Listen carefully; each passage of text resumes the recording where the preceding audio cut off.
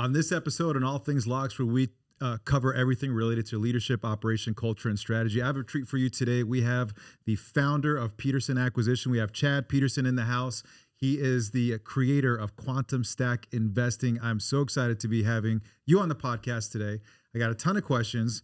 One of the ones I want to start with is actually describing M&A. This is a big thing that we're hearing now more and more and ever in the world of business, of buying a business, selling a business.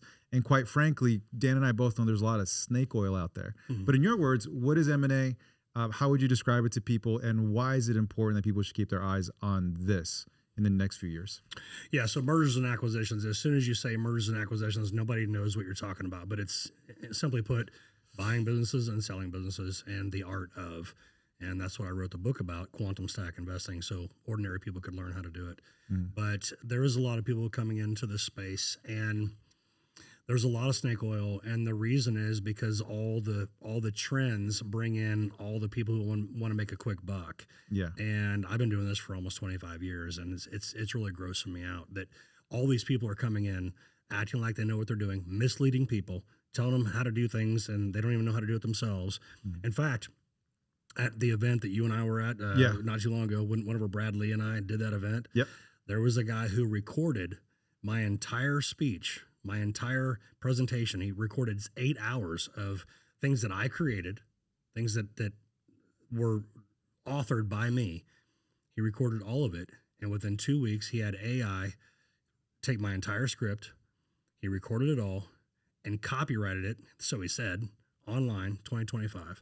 And he stole everything that I did that one day. He has no experience. So, people will literally wild. Just hide you. Totally wild. So you're saying that's how you get ahead, is by copying other people's stuff. I have a great business idea from here on out. And I'm suing him, by the way. I'm suing his ass right now. And so it's like, man, you can't come to an event, steal it, go act like you know what you're doing. Number one, you're going to fool people into thinking that you know what you're doing. You're probably not going to serve them very well. The result is not going to be what they paid you for, because you don't know what you're doing. I've been doing this for 25 years. There's a difference. Yeah. And you can't come to my event and steal the things that I actually do have copyrighted. That's absolutely unfortunate, man. And it seems like it's a trend now more than ever, especially with technology like AI. But you said something a second ago, which is the art of buying and selling a business. And as we both know, three of us, is like, art isn't something that you just, copy from somebody. It's a thing that takes on inside of you through experience. So what do you mean by like the art of buying and selling? Well, there's probably 99 ways to do it wrong, and there's one way to do it right. And after many, many years of doing it, you realize, oh, if I do this, it's not going to end up being a good result. And so that experience ends up becoming, the art of the deal, knowing how to approach every angle of the deal. Because if you're going to buy a business or you're going to sell a business, there's all these nuances around it. Right. And it's not taught in schools. The financial literacy of this country is just absolute. It's just a mess, right? Like nobody knows what they're doing at all. It's not taught anywhere. You can go to Ivy Leagues, you can go to Harvard. You're not going to learn how to do real deal making. So it's not taught out there, and everybody qualifies for $5 million from the SBA, but nobody knows how to get their hands on it. Right. Think about that. It's an 80-year-old program. It's been open since Dwight Eisenhower has been in office 80 years ago, and nobody knows how to get their hands on the $5 million that is earmarked for every United States citizen. Like, you have $5 million waiting on you. Why was that never taught? So I teach that. What got you in? You said you've been doing it for 25 years. There's an art to it. How did you stumble into this, or is this something that was always on the vision for you? Tell us a little bit about that 25 years. It was never a vision of mine. Not ever. This is how it happened for me. I was in my teenage years working. I didn't know what the hell to do. I mean, I was lost. Everybody is at that age, right? What are you going to do? You think 4 years is forever, right? What am I going to do forever? And you're thinking about going to college or whatever. And I just didn't know what to do. And I wanted to go fly planes. I wanted to be a pilot. And so I had this small business, and it was making me good money. I was probably making $50,000 a year, $55,000 a year, something like that. And it was in an industry that I hated. It was lawn and landscaping, but that's all I knew at the time. Yeah. And a guy came along and said, "Man, you've built a pretty good business. Why don't I buy it from you?" And I'm like, "Buy what? What do I don't?" And that's when it changed my mind about things. So he paid me almost 3 times what I earned annually. And so that's when it stuck in my mind. I'm like, wait a minute, I can build something, get tired of it, and then sell it. I mean, I was done with it anyway. Yeah. So, Like, oh, you sweet. want to buy it from me? Oh, I hate this damn thing anyway. And so that's what happened. And if I was smart back then, I would have taken that money and I would have leveraged it into a larger business. But what my passion was flying planes, you know, and I wanted to become a pilot. So I became a commercial pilot and I was flying on 9/11. Oh. And I was right next to George W. Bush. I was flying towards Orlando International. And that's whenever the Pentagon got hit and they Grounded everything. got us all out of the sky. I lost my career 3 months later. And I was like, now what? Well, I remembered all I have to do is go build a business, run it for a while, and somebody's going to want that built business because they don't have the grit and the grind and the determination to go build that business. But I do. And so I'd build a business and I'd sell it. So if I was only making 200 grand, I'd sell it for 600 grand. And I'd leverage that 600 grand into a $6 million business. It was making me $2 million. So I stumbled upon it. But I would have damn sure been better off if somebody taught it to me versus stumbling upon it, because it takes you a lot longer to learn it day to day than it does if you're being taught. Yeah, so that's what I was kind of going to ask you, right? It's like, if I can go back in time, I could do this differently. But for the person who's listening to this and saying, you just spoke for 2 minutes and you mentioned multiple things that I have no idea about. Loans, buying a business, running a business, X, Y, and Z. Where would you say is like the good starting point for somebody if they don't have the ability to get a mentorship or, you know, things like that? It's like, how do you get started? Step number 1. Well, listen, if you're somebody out there who's peddling garbage like Cody Sanchez, she would tell you to go talk to a business owner, walk in the business and start shaking hands and saying, hey, I want to buy your business, even though I don't have any money. And why people listen to her, I have no idea. But if you really want to know how to do this, because I'm a transactionalist, I actually do it. If you really want to know how to do it, just read a book. I mean, I know anymore today that's hard to propose to anybody because everybody has a 21-second attention span. But read my book, Quantum Stack Investing. Oh, well, he just wants to make money off of selling his books. Dude, nobody makes money off of selling books. Nobody.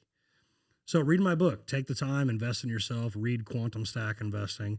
And then after that, get set up with my team. We help you do that. We show you how to get your hands on the money. Because frankly, on a podcast, I can't really teach how to do it. It takes too much time. That's why I do live events. So, you know, read the book, get in contact with my team.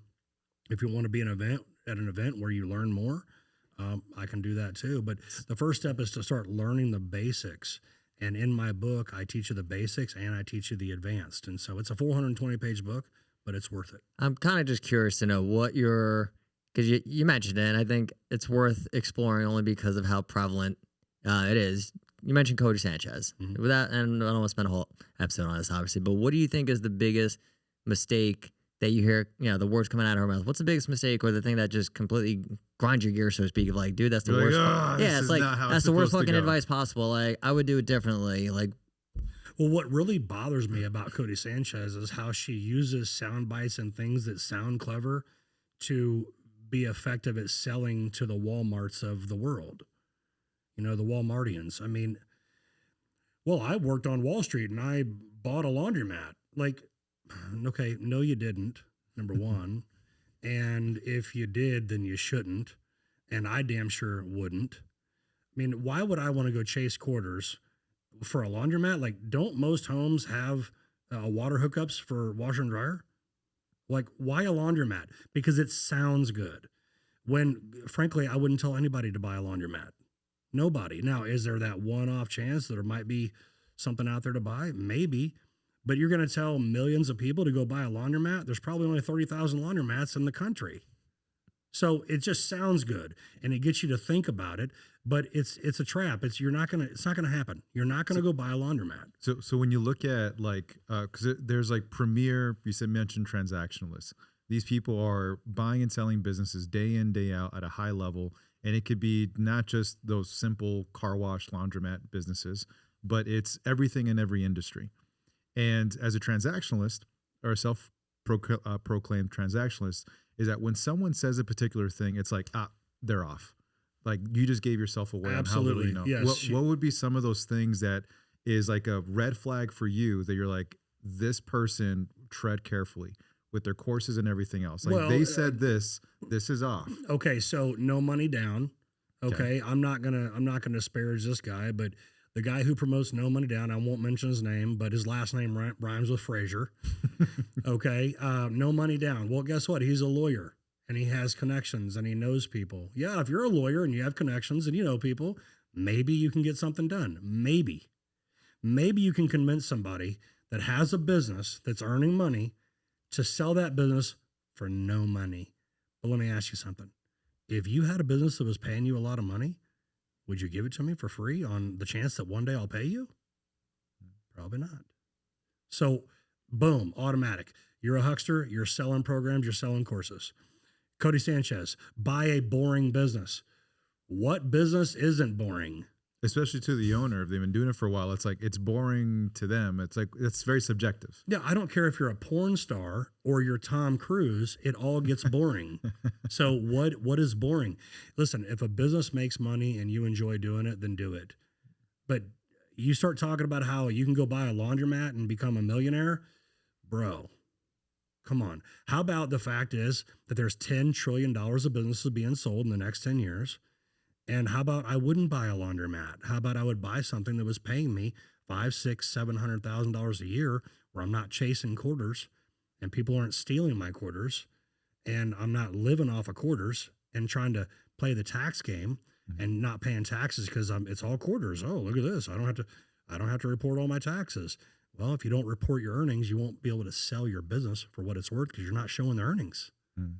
So there's so much around it. It's pure snake oil these guys are selling. Could that be an angle why that maybe those are some of the businesses that they're targeting, is because of the ease of it, the liabilities of it? Yeah, that's what they're doing. And I can't fault them from a marketing standpoint. It's just I got to keep it real 100%. Mm-hmm. And the fact is that car washes, they're expensive. And if they're worth it, they're going to be expensive. And it's more of a depreciation play. So let's just say you're a ball player. You know, I put ball players into car washes because they're making so much money. A football player, baseball player, they're making so much money. They need tax holes. Well, when you buy a car wash, it can be depreciated rapidly because it's a water-based business. Mm-hmm. So everything through that car wash is rapidly depreciating. So it's a tax hole for them. Mm-hmm. So when you think about the ease of running a car wash, that's cool. But there's also a lot of depreciation. Equipment breaks down a lot. Mm-hmm. So I put a pro ball player, baseball player, into a $21 million car wash. Can everybody afford a $21 million business? I wouldn't think so. No. So what they do, these marketers, they say, oh, well, buy a car wash or a laundromat. And people go, oh, I could do that. That'd be so easy. Well, yeah, but you're not going to be the one that buys it because you don't have the money. Yeah. So, and so the managerial skills that people have to buy a business, they're preying on that. Like, yeah, buy a laundromat. Well, I could do that. It's just quarters, because people don't think as highly of themselves as what they should. And so they're playing on that to sell products, programs, and courses, you know, to get people to think they're going to own that, but they're not going to be the ones who own it. Yeah. So you mentioned kind of two things where it's strategic. You have one approach as you're acquiring a business for the cash flow, to feed you. Mm-hmm. And then you're acquiring that same business more as like a tax reducing tool, mm-hmm. right? And it sounds like your team is like based off of the investor, the buyer, is like, we have this that does make sense that can really drastically reduce down your tax drag. But for the most of the people that are trying to get into business, they're getting it to be like a cash flowing vehicle. Mm-hmm. And those are two completely different strategies. Yeah. Yeah, very seldom do we run into the type of buyer that needs depreciation. Mm-hmm. And whenever you buy for depreciation purposes, that means you already have high income. You need the write-offs. Mm-hmm. And that ball player that I sold that car wash to, he didn't need the income at all. But he's getting ready to write a check to the government for $20 million. So why not buy a car wash instead? Now it's an expense, not a tax, mm-hmm. not a tax expense. So now he's got that expense. Now he can take that $21 million and rapidly depreciate it because of it can be. Because the nature of the business. Yeah, it can be depreciated very quickly, mm-hmm. and so then he can depreciate that, and then he can buy more equipment and depreciate that. So it becomes a nonstop replacing of parts, and he can keep depreciating. So that's a rare game. Most people need to find a business to buy that pays them whatever they want to make. If they want to make $200,000 a year, they can find it. If they want to make $1 million a year, they can find it. Just start there and run that business as it's meant to be ran. And I would say to you, and to both of you, you guys know how to help people scale. You know how to do that. Most people, when I say most, 99% of people do not know how to scale a business. They don't, and they need the help. Even if they don't think they need the help, let's just say they're a pro, they still need the help. Because scaling a business, you need to have 8 eyes on it. What's going on, how you're doing it, the messaging, the marketing, the cost of, the end game, the connections. There's a lot to it. It's very similar to what you just said a second ago. Like there's an art to selling and buying businesses. There's an art in scaling business, because they're not, it's rare, almost, I just say like it never happens, where you have two businesses that are exactly the same. You have personnel issues, you got technology issues, you got all kinds of different things that can make such a drastic difference. If you have like a roofing company that's doing $5 million and another one that's doing $5 million in the exact same city on the exact same block, it doesn't mean that they're created the same way. So there's a lot of nuance and art there of making sure to make the proper adjustments in the company to see growth and just move beyond inflation or do whatever. Well, so you know this better than anybody, though. Yeah. So you're talking to the business owner who has something, and you know they have something, otherwise you wouldn't be coaching them. But the reason that they have something is because they have the passion. That means they're emotionally invested. And you as the consultant, you're not emotionally invested. You're saying, hey, I know you want to do that, but that's not the smart move. Yeah. And so let's think about the. And so people hold on now, time out. Right. So people that think that they can do it on their own and scale. I have a saying in my company that scaling equals failing. And what I mean is, I'm not saying the businesses can't be scaled. I'm saying that out of 250 business sellers that contact me a month to sell their company, 250, most of them failed because they were scaling. Why? Because they didn't have somebody to show them how to scale. They didn't have a proven system and an actual journey mapped out to do it. They just thought, I'm going to grow my business. And so let's talk about it. Michael Jordan, he had coaches. LeBron James, he had coaches. Bo Jackson, the greatest athlete of all time, he had coaches. So people that are business owners, you need to have a coach because there's too much on you. And if you want to grow, be careful, because scaling could mean failing. Because if you make the wrong move, you almost can't come back from some of those wrong moves. Yeah, that's why I hate like some of the advice you see, talking about like a few minutes back of just buy a business. And then we've talked about that. It's just like, all right, then what the hell do I do? Like, I have no idea of how to run it. And even what if am it's I looking at? Yeah, it's like, all right, well, it's been going strong for 20 years. It's like, that's great, but that's a business that's maybe halfway across the country and they got their own crew. I'm in Chicago and that place is in Phoenix. It's like, how do I run this effectively? And if I want to grow it. So I love that you said that. So what do you recommend then? So when you're talking to people who say, look, I want to buy a business, but I'm not really sure, what the hell to do outside of hiring coaches or, a mentor or a consultant, what do you recommend as the next step for that person to do in order to just make it easy? Like, look, I'll help you get this business, but then here's what you need to do to make sure shit doesn't fall apart on you and it turns out to be a negative instead of a positive. Here's what I would say to that. The problem universally across the globe, especially in the United States, but I'll say across the globe, is that all your advisors are in different rooms. So your growth coach, your growth coach, the scaling coach is in this room. Your CPA is in another room. Your marketing company is in another room. Your social media is in another room. Your lawyer is in a different room. The best thing you can do to really increase the odds of your success is to have everybody in the same room, so to speak. So what I do at my company is we sell companies. We help people buy companies. But as soon as you sell, we have strategy for you afterwards. I have financial planners, CPAs. We're all in the same room. If you're a buyer, you come in, you buy a business. I have coaches and people that can help scale and grow that business, or sometimes, most of the time we just tell them just maintain it, right? Yep. But if you do have a hunger for growth and you really want to scale your business, we have people that can help you with that. Because as you well know, you can grow your business, but you guys are doing something totally different. You're growing to where, you're talking about getting ready for private equity, that kind of big growth, and and perhaps merging big companies together and working in communities together to help grow both companies at the same time by alignment, by aligning with one another. Right. Totally different strategy. Most people grow in the sense of, well, I made 300 grand this year. I'm going to go spend 100 grand of my earnings to maybe possibly potentially make another 200 grand. And they get caught in that eddy of that trap because they're not growing properly and they're spending cash flow on growing, and the cash flow spend doesn't equal a win. So I would just say, get all your advisors, get everybody you trust in the same room, get them on the same Zoom call. You know, your CPA needs to know your strategy on how you're going to report your books and how you're going to run your taxes. Well, then your marketing team and your growth, your scaling coach should know that as well. The broker who sells your business should know that as well. We should know what you're doing. And if you don't have your team unified, and it's biblical, there's safety in the multitude of counsel, right? So I would say have a team around you.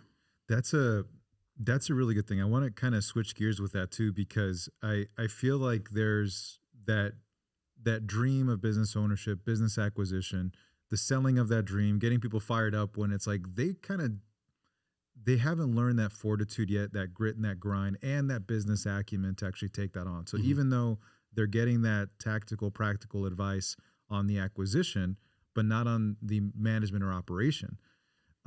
So I think for me, a big component of that is mindset. And we've had some personal conversations around the importance of having the right mindset, being in that right vibration.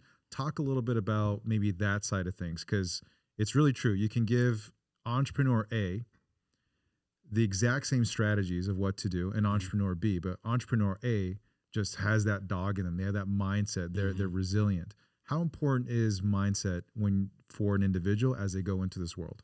Mindset is everything, literally everything. As a man thinketh, he shall becometh. So your thoughts are a reflection of your life. What you have in your life right now, if you just stand up in your house and you look around at your carpet, look around at your decorations, your couches, your car, your woman or your man, whichever, what your lover, whatever, everything is a matter of what you've been thinking over the last several years. It's a cumulative process of everything that you've been thinking is going to show in its physical manifestation of your life. So if you have better thoughts, you have a better life. And specifically what we're talking about with going into the world, being an entrepreneur, people know how to talk themselves out of success more than they know how to talk themselves into success. Yeah. And you and I know the terror barrier. Yeah. And the terror barrier is where you come up against something that you don't know, and you have to get past that barrier, which means that you have to just use the fortitude within your soul to get past that little bit of fear, whether it's taking the first step whenever you were a baby, you were experiencing the terror barrier, going to first grade, going to junior high, going to high school, driving a car the first time. We've all had the terror barrier. And I find that people that get older, the terror barrier becomes more real because you have more to lose. So if you're going to take a move in your 40s or 50s, the terror barrier is even bigger because you have more to lose. When you're younger, you have less to lose. So those who really win can get past that terror barrier and have the thoughts of success, not what if I don't make it. But I know this firsthand, that in order to run a business, you don't have to be in that business. In other words, you don't have to have a resume of that business. Right. And if that was the case, then I'd be out of business, because if let's just say I sold a medical practice, and that doctor is just sick of let's say he's a plastic surgeon. I've sold a plastic surgeon not too long ago. Let's just say he's sick of it. Just tired. Over it. What are the chances that I can, after I sell that company, what are the chances that I can go find that plastic surgeon and say, hey man, here in California, we got another one, and we got a spot for you. You want to buy this one? He's going to say, hell no, man. I just sold. I don't want it. So there's a big misconception in the market that says that you have to be a plumber to own a plumbing company. That you have to be a doctor to own a medical practice. Because we go to first grade, second grade, third grade, on up, right? Well, you need to pass. You're a sophomore now, and then if you pass that, you'll be a junior. Right. You go to college, you need that 4-year degree, but then you need this other thing. We've been taught that's how it works. But we've got a real problem in the economy right now. Here's the problem. $68 trillion of money is about to change hands. 10 trillion of that is in the form of businesses. So we have a couple gaps to fill.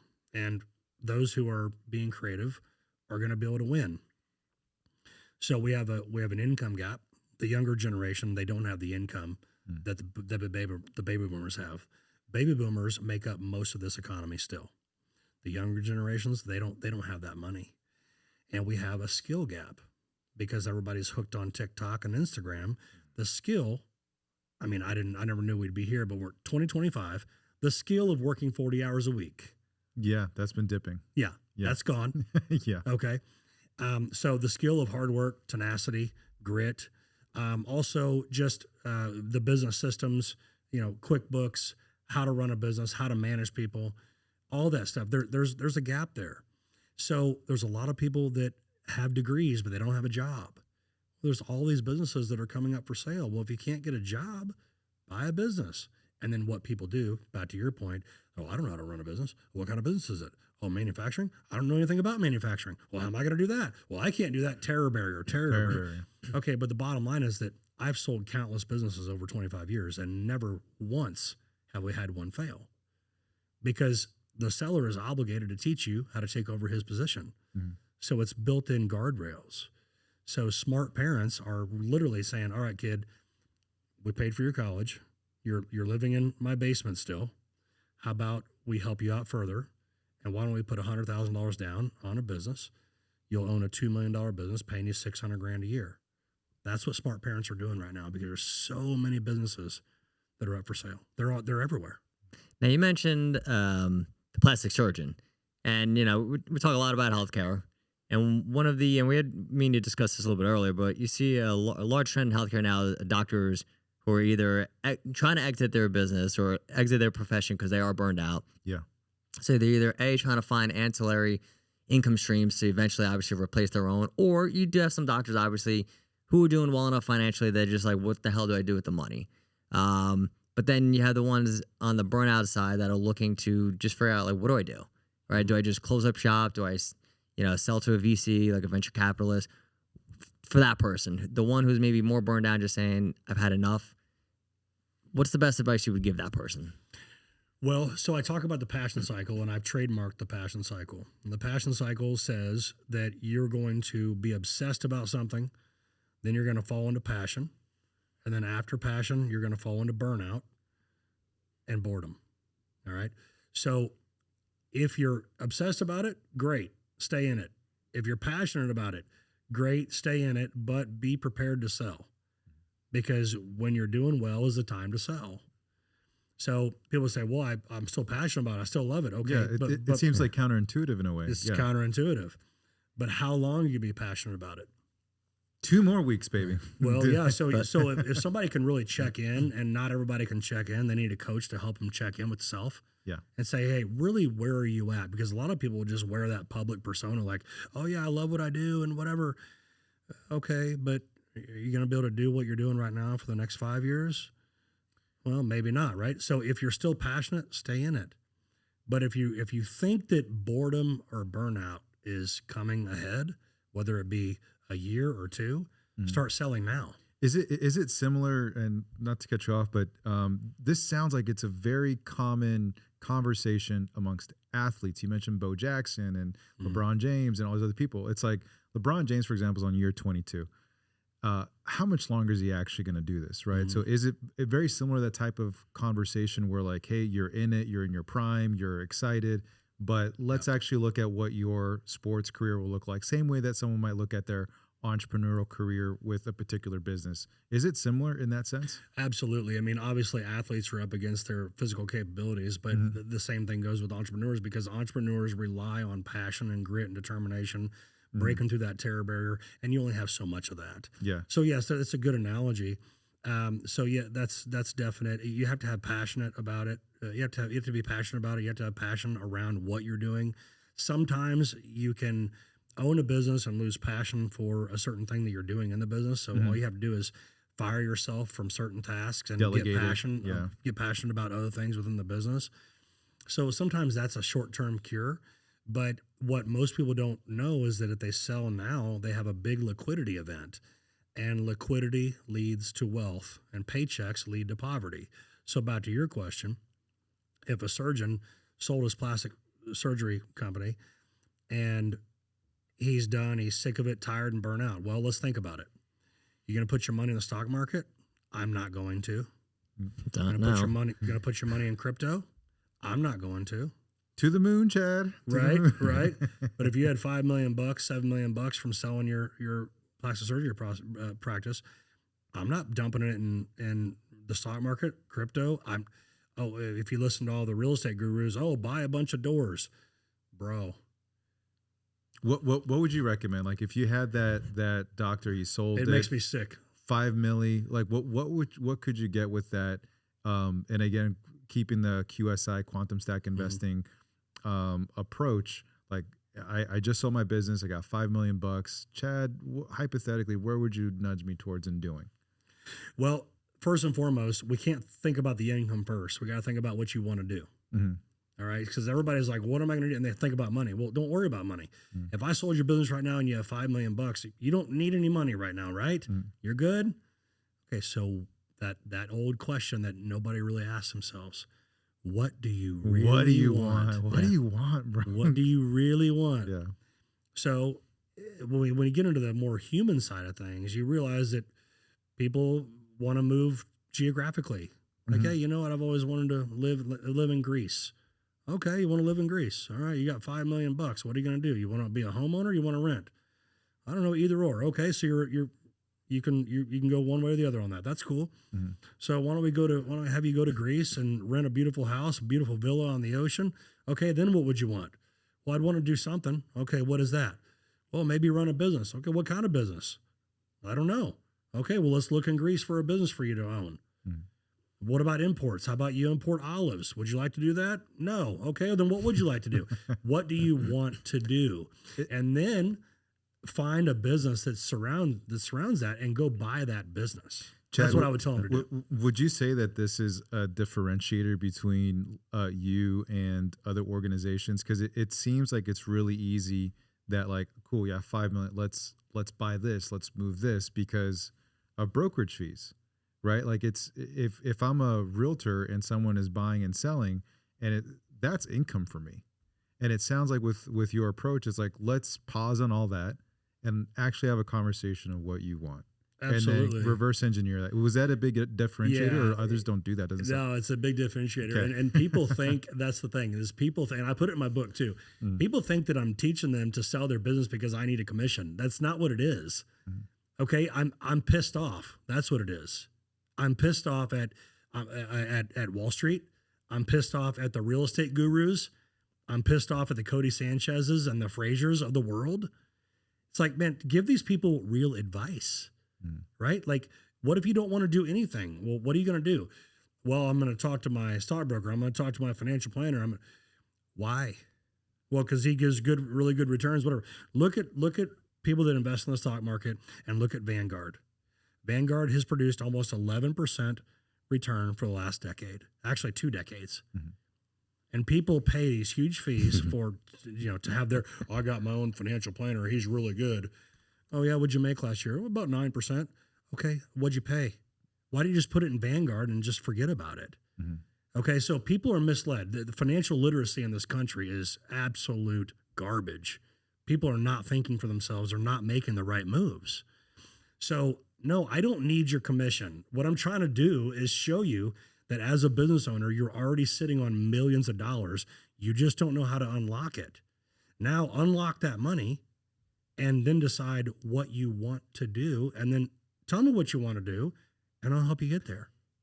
Would you say that's the biggest reason people don't sell? Because I could imagine it's just, well, what the hell do I do then? Great question. Right? So especially like depending upon if you've been doing something for 20 or 30 years, like, dude, this has been my whole life, and this was my purpose. Like the proverbial, that was my why.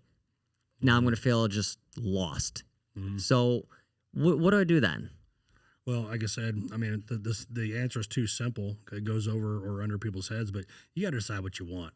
And I'm not going to go after the dollar. I'm going to go after what I want because I know I can make $1 with what I want to do faster than I can make $1 doing something I don't want to do because I'm not aligned with it. Mm-hmm. So I just ask people if they're aligned. Are you aligned with that? Is that really what you want to do?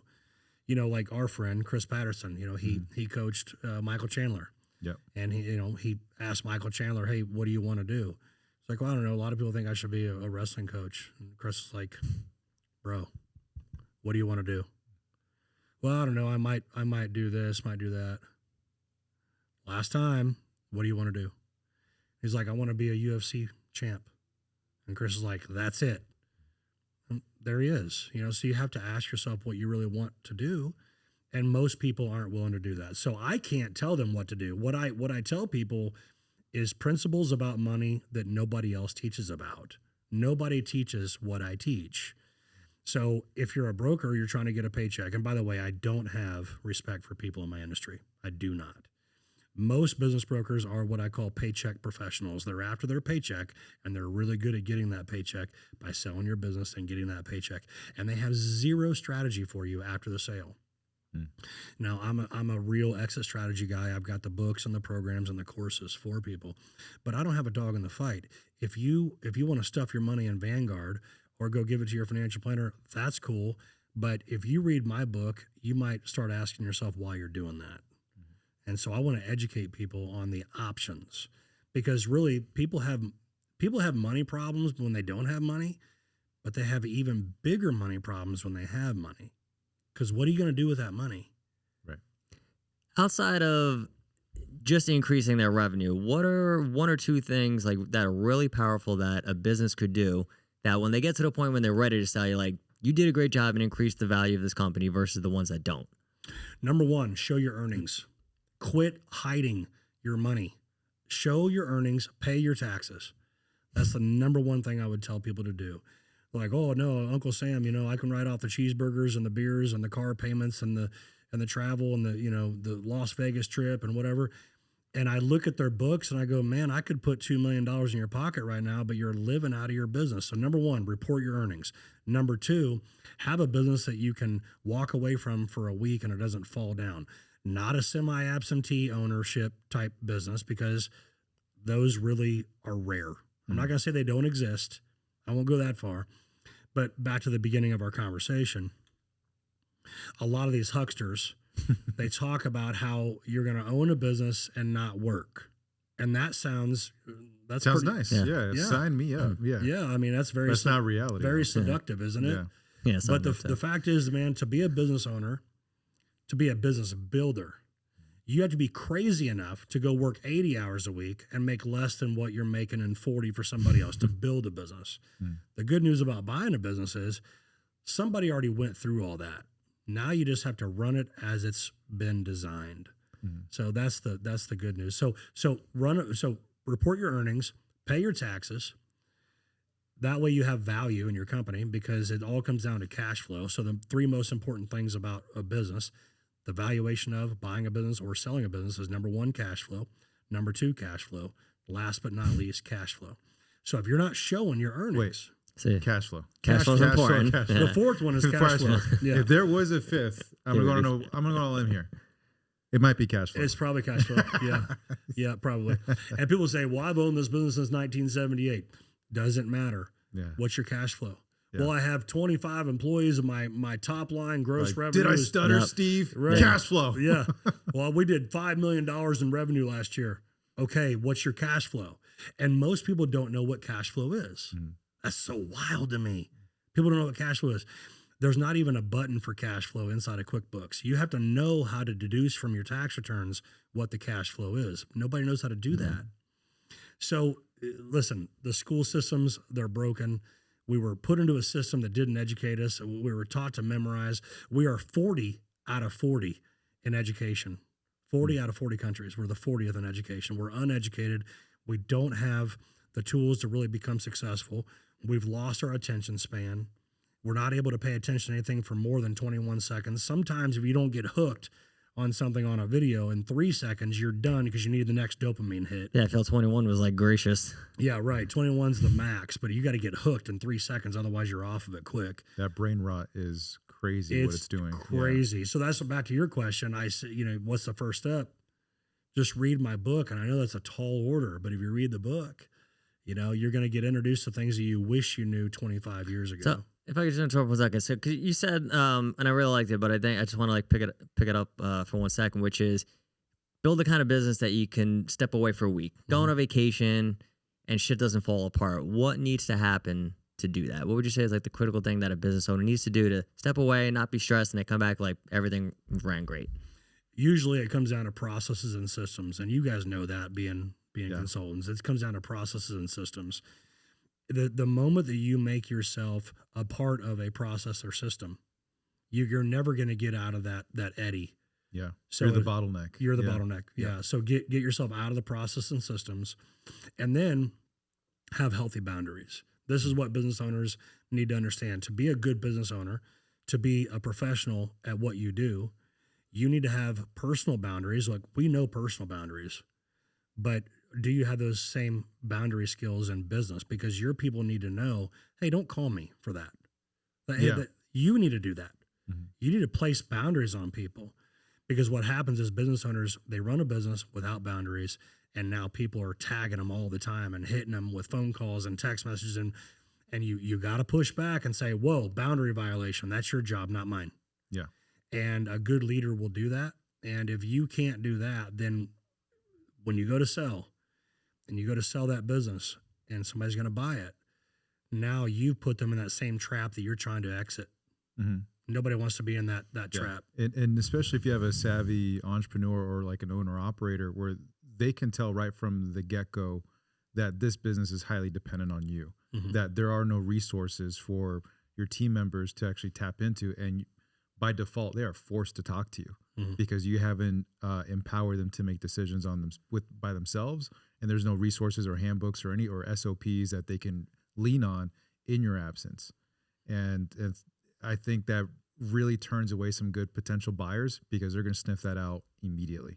Yeah, for sure it will. And you know as well as I do, though, that systems, as far as technology, CRMs and things like that manage the assembly line of how business gets done within a business, that's a big one. So you still have people that are living in the dinosaur age and they don't have things systematized. Yeah. It's like they're running their business from the 80s, and it's like, we got way better stuff now to make this easier, quicker, faster. Right. And so as the decline of work ethic we've seen, and the brain rot, as you said, I like how you say that, brain rot, as the brain rot has gotten rampant and your technology is low, that's two problems that are killing you more than likely, because you can deal with brain rot as long as you have a system in there to help with the management of those people. So when you're looking at showing profit, because I feel like that's very counterintuitive to what you see, right? Like, there's just a lot of like show nothing, or like the goal is to pay no taxes, and just like you said, like pay the cheeseburger, or like I got box seats and I want to like make that a company expensive, blah blah blah. So it's like, really, how do you kind of toe the line between being smart with your business, being smart with your metrics and your taxes, but still, again, like you said, showing numbers that somebody can step in and like, all right, like, this makes sense for me to buy this because of the cash flow? Yeah, that's a great question, actually, because that'll be really good for your audience to learn this.